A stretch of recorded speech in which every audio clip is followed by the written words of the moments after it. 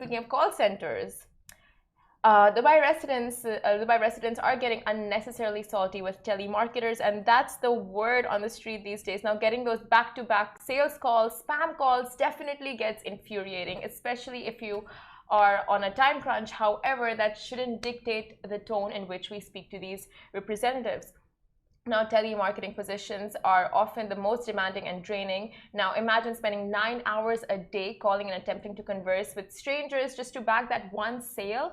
And telemarketers are given intense targets, deadlines, repetitive work, tight supervision and monitoring. And on top of the work pressure, telemarketers have to put up with uninterested or downright hostile customers over the phone. And the industry is such where in the target-based environment, these representatives are forced to sell people things that they don't want, and it's not out of choice, it's out of duty. So if you're really frustrated with consecutive sale calls, then the DED, which is the Dubai economy, they have issued a legal method for you to block spam calls. It's possible. Thank you so much, DED. They shared a video with details on the simple steps you can take to report such sales calls. So as consumers, it's worth you're aware you have the rights. You can submit your complaints on unsolicited calls online via the Do Not Disturb smart service that was launched earlier this year on dnd.ded.ae, and it just takes a few simple steps. Yeah, the Commercial and Compliance and Consumer Protection (CCCP) team will then have your contact erased from the reported company's database. And if sales calls really do get on your last nerve, then do have them blocked. But do consider the way you speak to call center workers when you end up picking their call. And before adding to their stress and emotional exhaustion, just know that abusive and difficult customers are one of the main complaints from call center workers. Now, imagine having to go through that 5, sometimes 6 days a week. That gets really draining on just like on so many levels, mentally, physically, emotionally. So it's one thing that I think we should all be so mindful of when we pick up those calls and speak to humans on the other side of the phone. Yeah. And the comments on social media, oh, you have different thoughts on this? Continue. So like the comments on social media were very, very mixed. They're just like, you know, sometimes they get so insistent, like they do not cut the call. They're just like, sir, 1 minute, ma'am, 1 minute. And the comments are just like, you know, why do these jobs even exist if in today's time no one is actually buying anything from them, no one is giving them the time of the day, no one is like they're not getting sales? Like, why do these jobs they must even get exist? sales. They must get some sales that it makes it worthwhile for someone to sit on the phone, I guess.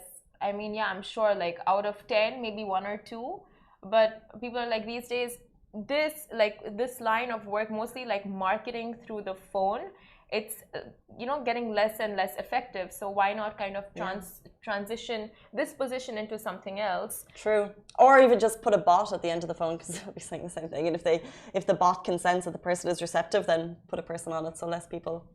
I worked at a call center before, and yeah, the rudeness on the other side of the phone is a lot. However, like, it's your job, so you're just expecting it. Like, I don't think I have emotional trauma from it.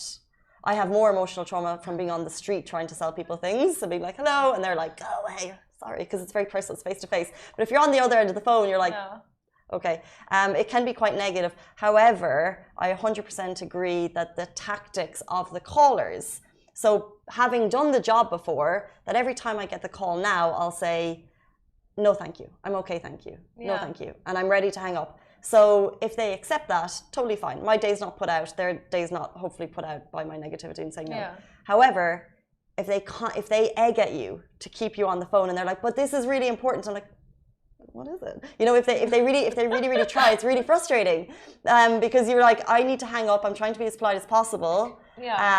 But it's really annoying if they like egg at you.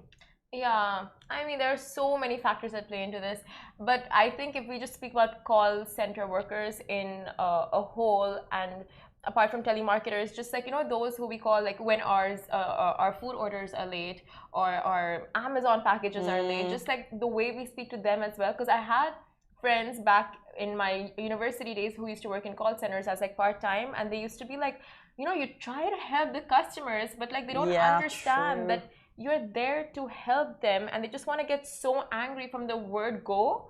So how, like... It's so mixed though, because yes, people jump on and they're ready to get angry from the word go, and then a lot of times you have very helpful people on the phone, but sometimes they're not able to actually help you. Yeah. And that their answer, it feels like sometimes they're like reading it from a script and they don't actually think about what's potentially needed, and they don't actually, it's like they don't go beyond what they're told to actually try and solve the problem. So I think it's very much a big mix, because yes, the phone manner of people here in the UAE is beyond what I've ever seen before, and the way in which sometimes true, the way people speak to customer service, you see sometimes here it's not great. Really, no. However, on the flip side, sometimes you see customer service don't potentially have the power. Yeah, true. And sometimes, that's actually quite concerning, because they feel like they can't actually, or they don't know how to go beyond the remit of one question or two, the black and white that they've been given. Yeah. So it's a bit of both, really. So it's like, we'll connect you to the supervisor, and that call takes time. So when you speak to the supervisor, you're already frustrated, doubles up. I mean, totally get that. But what's your style? Because I feel like I've already said my style. What's your style for getting unsolicited calls? Okay, so telemarketers, obviously, like I would always just be like, can you call me back later? I'm at a meeting. No, they'll call you back. Sometimes they do, sometimes they don't. But it's just like, I can't say no thanks. I don't know. Like, I'm just them. I'm not rude to. But yes, I do admit. you do lie.